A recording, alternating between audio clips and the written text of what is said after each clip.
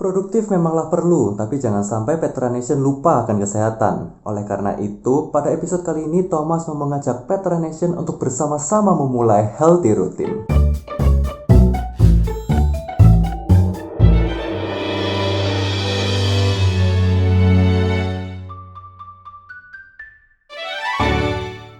Petra Nation, sekarang Thomas sedang bersama dengan Ketua UKM Fitness yang tidak lain adalah Ruiz Damara. Gimana kabarnya Ruiz? Sehat-sehat? Baik. Luar biasa sekali. Ngomong-ngomong soal kesehatan nih Petra Nation, kali ini Popcorn membawakan episode yang berbeda dari sebelumnya.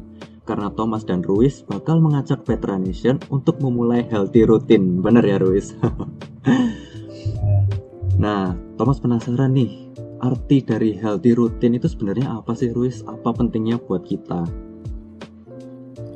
Oke, kalau kita berbicara tentang healthy routine itu merupakan pola hidup sehat yang merupakan gaya hidup yang diterapkan sebagai usaha untuk mencegah tubuh kita terserang penyakit dan menjaga kesehatan tubuh kita. Kita dapat mulai menerapkan pola hidup sehat dengan cara yang pertama menjaga pola makan kita dan rutin berolahraga. Dua hal tersebut merupakan inti dari pola hidup sehat. Selama kita teratur menerapkan pola hidup sehat, tentunya kualitas hidup kita akan menjadi lebih baik karena ketika tubuh kita fit, tentunya kita akan lebih produktif dalam beraktivitas sehari-hari. Lebih seperti itu tentang pola hidup sehat. Berarti sangat penting ya Ruiz, tidak cukup hanya untuk menjaga pola makan, tetapi juga harus rajin untuk berolahraga ya.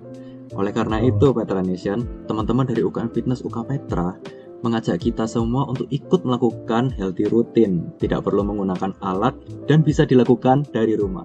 Check it out. Gerakan yang pertama adalah butt kickers, di mana gerakan ini melatih dan mengencangkan otot paha dan otot betis. Petra Nation dapat melakukannya dengan cara berlari di tempat, dengan kaki yang secara bergantian berusaha menyentuh pangkal paha bagian belakang.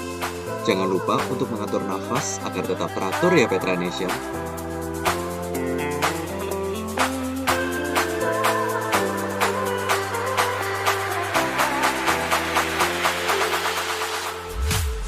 Berikutnya adalah lunge step. Gerakan yang melatih otot tubuh bagian bawah ini dapat dilakukan dengan cara berdiri tegak dan kaki terbuka selebar pinggul. Kemudian sentuh kaki kanan Petra Nation dengan tangan kiri. Lakukan gerakan ini secara bergantian juga untuk mencegah cedera, karena lunge step juga dapat digunakan untuk gerakan pemanasan.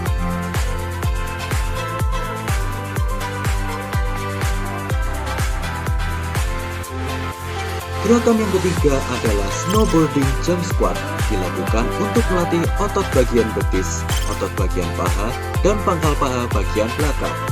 Snowboarding jump squat juga memiliki manfaat lebih Petra Nation, karena gerakan ini dapat membangkitkan metabolisme tubuh dan mencegah dampak buruk yang ditimbulkan oleh duduk dengan jangka waktu yang cukup lama. Sangat cocok untuk dilakukan setelah kelas online ya Petra Nation.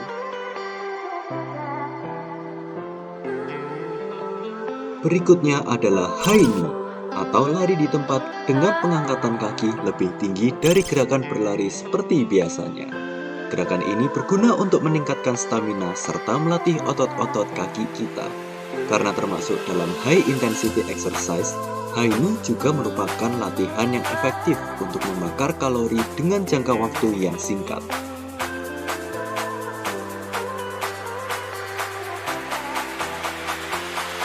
Gerakan yang kelima adalah double hop burpees.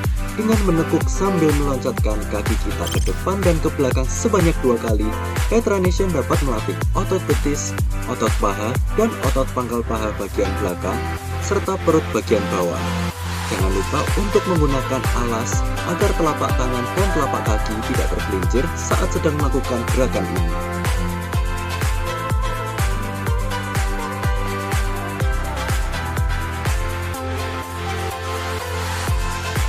Selanjutnya adalah jumping jacks.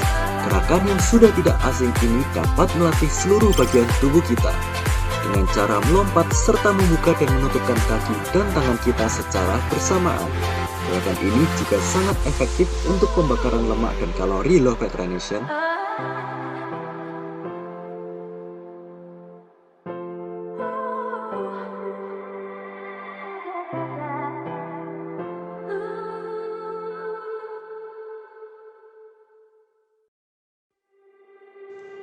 Gerakan berikutnya adalah squat oblique crunch yang melatih otot perut dan otot kaki kita.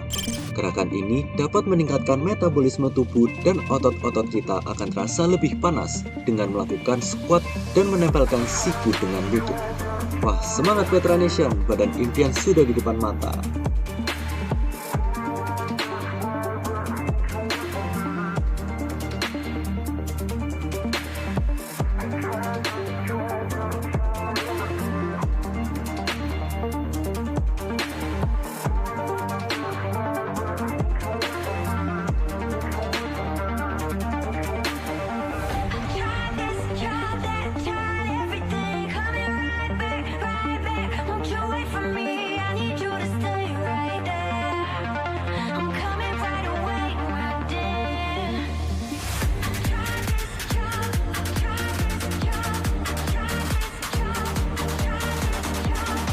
Selanjutnya adalah push up toe tap, di mana gerakan ini melatih otot perut kita Petra Nation.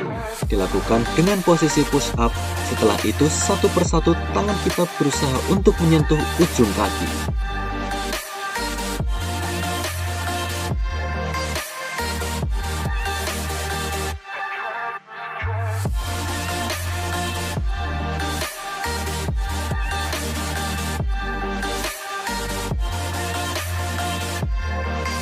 Berikutnya adalah elbow bicycle. Gerakan yang melatih otot perut kita ini dilakukan dengan cara posisi setengah tidur dengan lengan bagian bawah sebagai penyangga. Kemudian melakukan gaya bersepeda. Tapi jangan pakai sepeda beneran ya Petra Nation.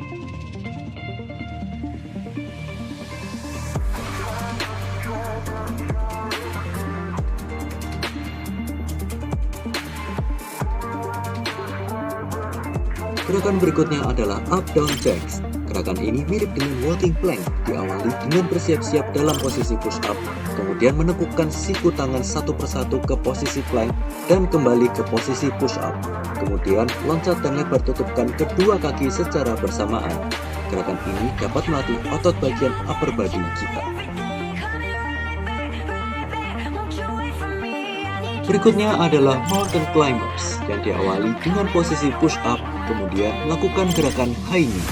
Kegunaan gerakan ini adalah melatih otot perut kita.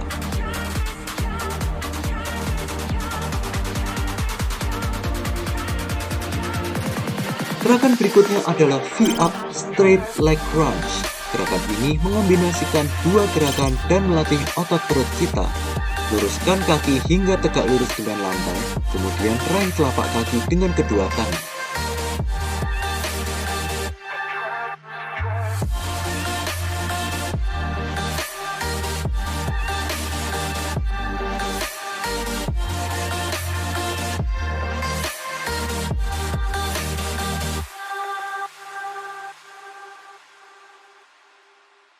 Next, side plank kick to tabletop yang menggunakan gerakan plank tetapi menghadap ke kiri maupun ke kanan, serta menendang kaki kita ke atas maupun ke bawah. Gerakan ini dilakukan untuk melatih otot perut dan otot paha kita Petra Nation.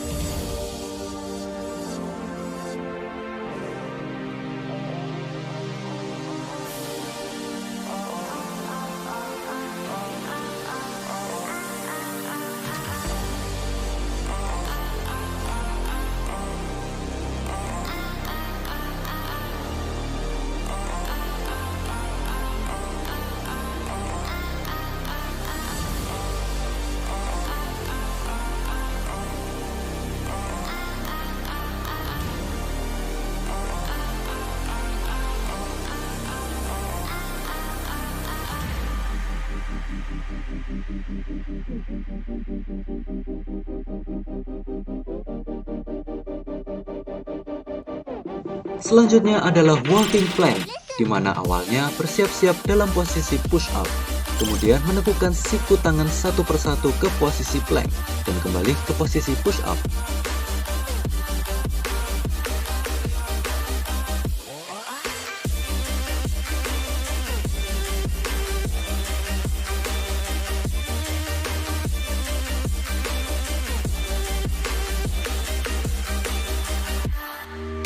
Squat oblique crunch, sama seperti sebelumnya Petra Nation, Setelah melakukan squat, raih lutut dengan siku tangan.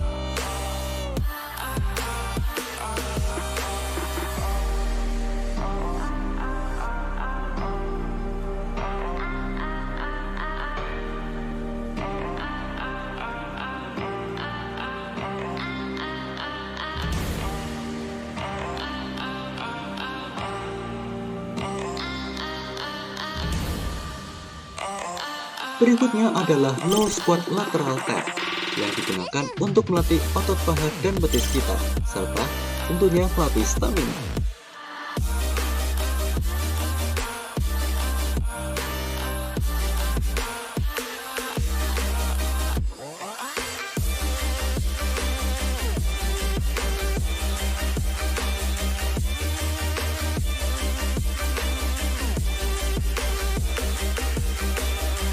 Next, shuffle crunch dilakukan dengan cara berlari ke kiri dan ke kanan serta berusaha menyentuh lutut menggunakan siku tangan. Dan gerakan ini melatih otot perut dan juga stamina kita.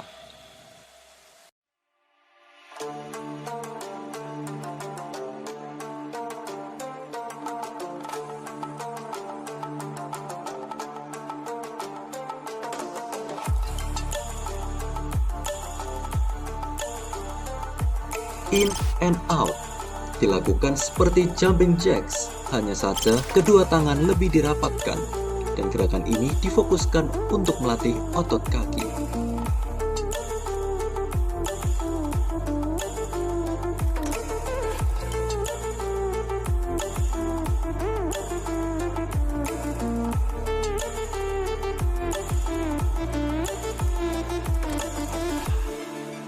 Selanjutnya adalah standing knee tuck, di mana gerakan ini melatih otot perut kita dengan cara menekukkan kaki kita ke atas dan berusaha mengenai lutut kaki ke siku tangan.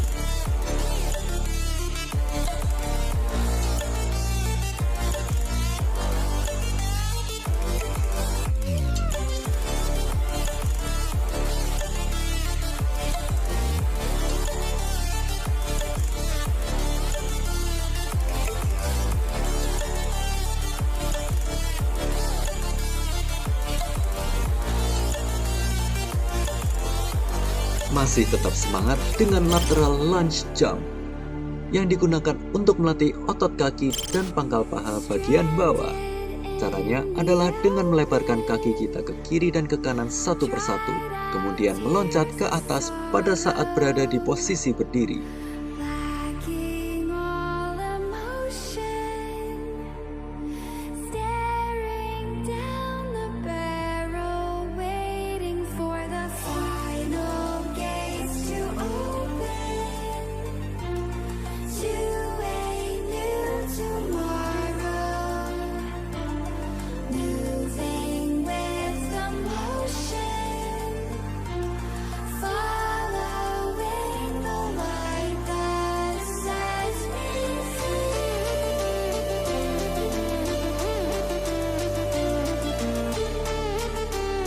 Berikutnya adalah shoulder tap yang diawali dengan posisi push up, kemudian secara bergantian tangan kita berusaha untuk menyentuh bahu.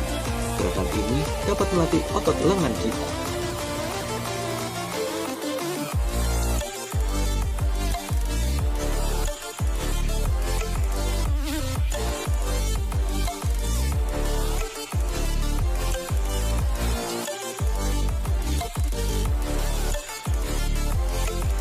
Gerakan penutup kita adalah high knee. Sama seperti sebelumnya, Petra Nation dapat berlari di tempat dengan pengangkatan kaki lebih tinggi dari berlari biasa.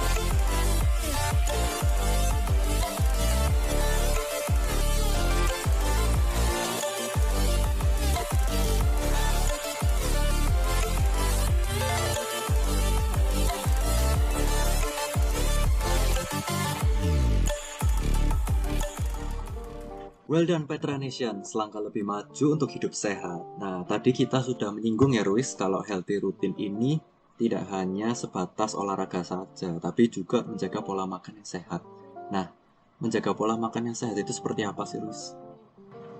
Oke, kalau kita membahas tentang pola makan sehat, tentunya kita harus mengingat bahwa Setiap makanan yang kita konsumsi itu terdiri dari 3 hal ini, fat, karbohidrat, dan protein.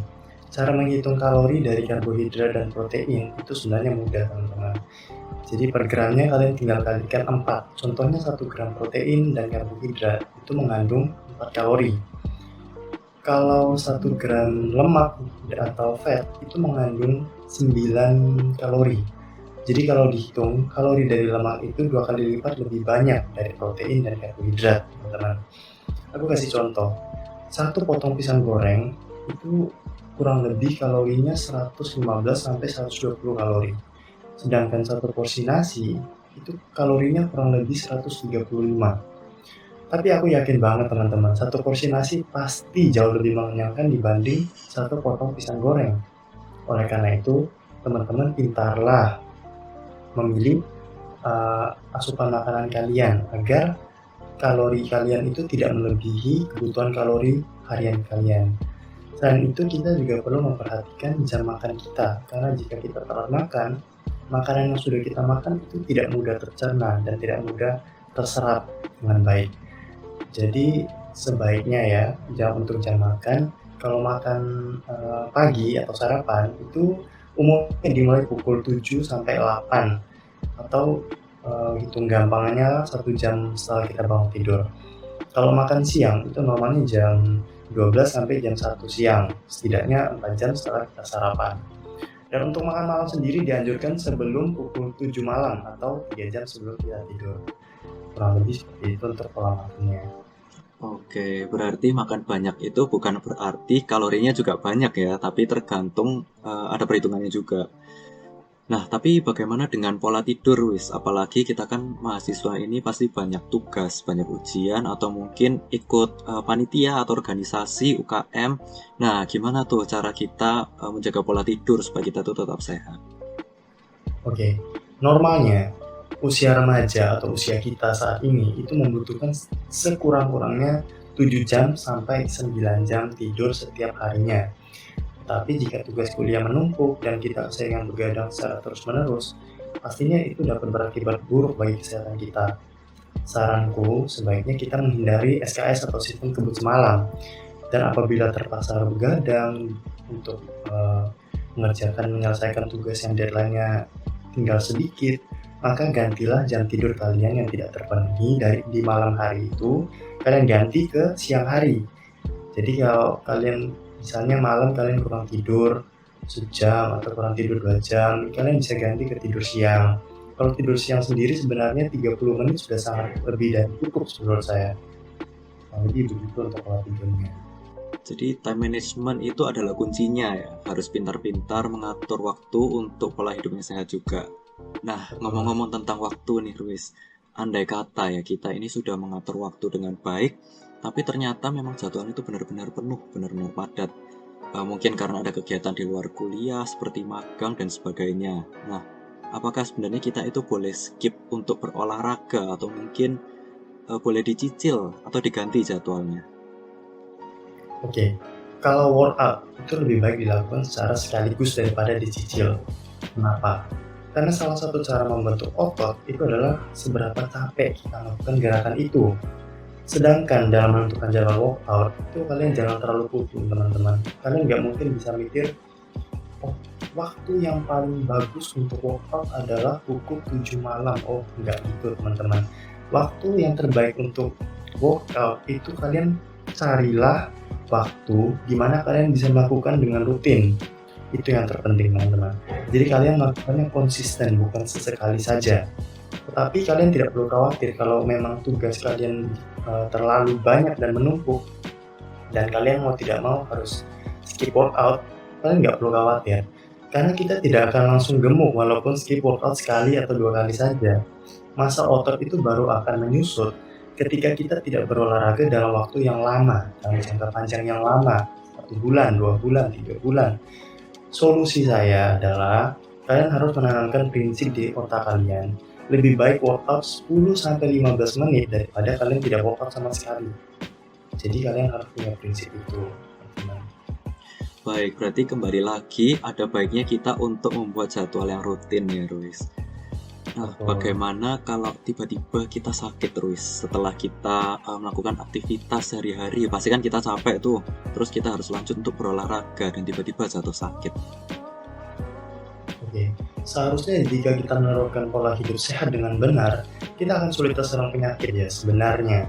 Tapi seandainya kemungkinan terburuk kita tiba-tiba sakit, saranku ya, sebaiknya kita istirahat yang cukup dan tetap menjaga pola makan sehat agar kita cepat sembuh dan bisa kembali beraktivitas seperti biasa dan menjalankan pola hidup sehat yang sebelumnya.